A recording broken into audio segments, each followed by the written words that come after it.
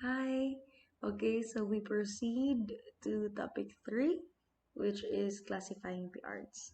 So at the end of this session, you will be able to categorize the different forms of the arts and cite examples of each of the forms. Now, tulad ng mga sinabi natin sa nakaraang topics, writers and philosophers have their own classification of arts. So they have different meaning, different perspective of arts. So let's study the categorization made by different experts. So let's start with Webster. So according to him, major arts involve man's skills to create works of arts that are in form, content, and execution. So they appeal to the senses of sight, hearing, and feeling. So yun yung ating mga music, painting, architecture, and sculpture.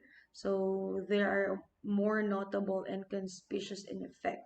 Notable means worthy of attention. Madaling makakuha, makagrab na attention. It stands out. So on the other hand, minor art lies in styling. Tulad ng nasabi ko last time, it's not always beauty. So minor arts are inferior in degree, especially in the extent of aesthetic quality. So according to Manaois, there are two general dimensions of art. So we have fine arts and practical arts. So let's start with fine arts. So it is sometimes called independent art. Bakit kaya siya tinawag na independent art? Dahil independent, it can stand on its own. So it is not very dependent on what a specific uh, place needs. So hindi siya tulad ng practical art na kailangan alamin mo muna kung anong kailangan ng lugar na to, anong kailangan ng panahon na to para gawin mo yung art na yon. Sa fine arts, artists have the freedom to express themselves. So hindi sila very dependent sa kung ano yung kailangan. So fine arts or independent arts are for aesthetic purposes. It is for enjoyment. So, entertainment, to entertain. So, yan yung ating mga painting, sculpture, architecture, literature, theater, or performing arts. So, let's move on to practical arts or tinatawag siya na utilitarian arts. Bakit siya tinawag na utilitarian? Ibig sabihin ng utilitarian is designed to be practical rather than attractive. Designed to be practical rather than attractive. Meaning, dapat may function siya.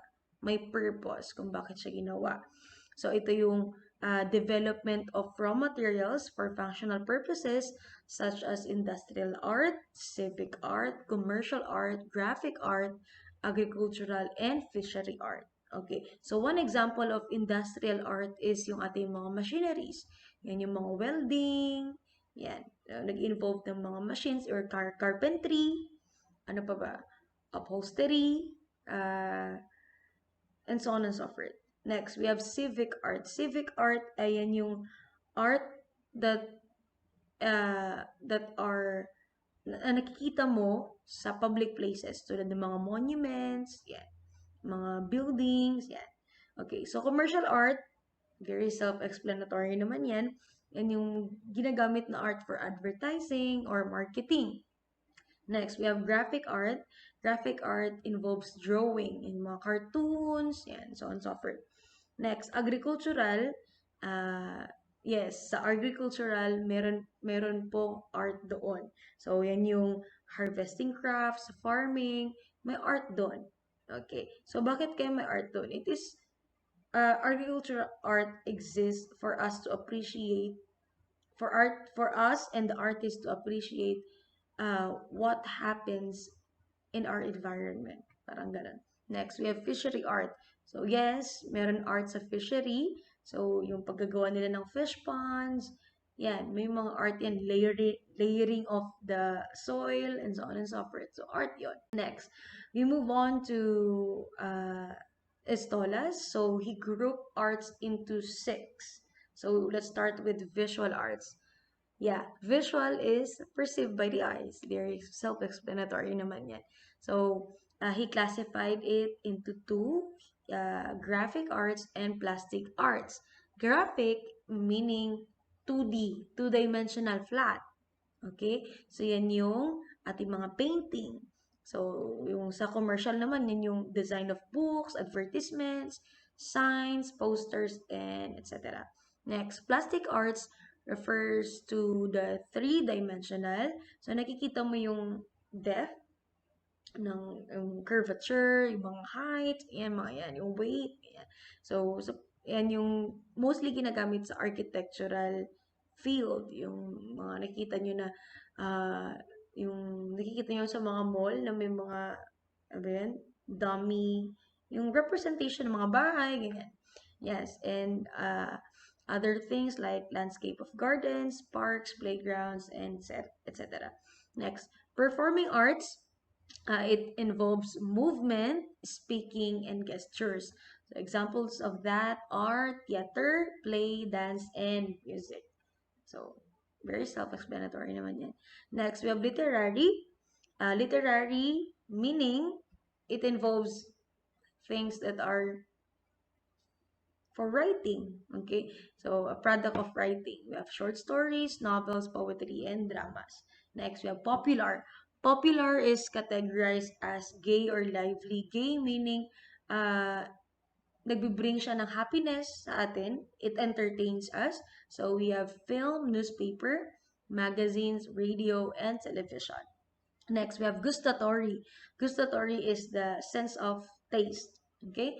Gustatory art of the cuisine. So, it involves skills in food preparation. So, very aware naman tayo dyan. Ngayon, sa very modernized na yung ating mundo, ang daming nagsusulputan ng mga food art. Kahit nga yung kutsinta, yung puto, may art na. Di ba?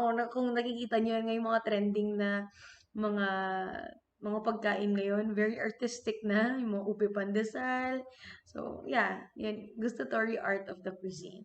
Next, we have the creative arts. So, it is sometimes called applied arts. Now, what is the meaning of applied arts? It is applying design or decoration to practical arts to make them aesthetically pleasing to the eye. So, yan yung decorations natin, yung mga houses, offices, cars, and other structures. Next, we move on to the to Sanchez, Abad, and Zhao. So he grouped arts into five. So we have visual arts, katulad din siya nung kay Estolas. So graphic arts and plastic arts. So yan yung includes drawing, painting, photography, and etc. So 2D, two-dimensional, very flat. Yung plastic arts naman ay yun pa rin, 3D pa rin. So it is yung mga uh, crafts, designs, dress, industrial design, costume, theater design, mga and so on and so forth. Next, we have literature. So, tulad din siya kanina, doon sa literary. So, this include drama, essay, prose, fiction, poetry, and miscellaneous. Miscellaneous is not formally classed as literature. So, yan yung history, biography, journals, diaries, and so on and so forth. Next, we have music. Music, yeah, yung vocal, instrumental, music combined with other music such as opera, yan, musical comedy, and so on and so forth. Next, we have drama and theater. So, alam niyo naman na yan, tragedy, melodrama, comedy, or miscellaneous. Next, we have dance. So, this include ethnologic, social, or ballroom dances, ballet, modern, or musical comedy, and so on and so forth. We move on to Barrios. So he classified arts into two. So according to purpose and according to media in form. So dito muna tayo sa according to purpose. So kanina ko pa sinasabi, yung practical arts or useful arts, ito yung produce artifacts, tools, and utensils used in doing household or everyday chores such as basket, ano ba, yung mga ceramic natin, mga art yan. So, yung mga vases, ano pa ba yung mga art na nakikita niyo for practical? Yung mga baso, lahat ng mga yan. So, yan ay under practical or useful arts. Next, we have liberal arts. So, it involves the development of man's intellectual reasoning. So, yan yung mathematics, astronomy, grammar, so on and so forth. Next, we have fine arts. So, yun nga sinasabi ko, fine arts ay independent. It is for entertainment. Okay? So it is for satisfaction and relaxation of man's mind and spirit. Okay, so yun nga, human creative activity. So, an expression lang siya talaga. So, we have examples, painting, sculpture, architecture, and so on and so forth. Next, major arts are characterized by their actual or potential expressiveness and by a purely disinterested purpose. So, sa major arts, ang ano talaga niya is, ang goal niya ay ano ba yung um, ano ba yung gusto mong i-express. So, hindi talaga siya yung parang tulad ni practical arts na may purpose talaga. Okay? So, ito yung mga ating yung pag-express mo ng music, poetry, and sculpture. So, minor arts are connected with practical uses and purposes. So, yan yung mga interior decorations, yung porcelain, yan yung mga ceramics ata, I think. Okay. Next, we have according to media and forms. So, we have five. So, plastic arts are developed through sense of sight. Okay, so painting, sculpture, architecture. Next, phonetic arts from the root word phonemes. Phonemes is the basic unit of sound. Okay, so phonetic arts are based on sounds and words. Okay, so we have music, drama, and literature. Next, we have kinetic, rhythmic, movement, yung mga yan. So, dance, and so on and so forth. Pure arts utilize only one medium of expression. So, sound in music, color in painting, yung mga yan. And we have the mixed arts, a combination of two or more media. So, one example is opera. So, it is a combination of music, poetry, and drama. So, yun lang. Very self-explanatory naman to. So, you might as well read it and research more on the examples. Okay? So, I'll see you in topic 4.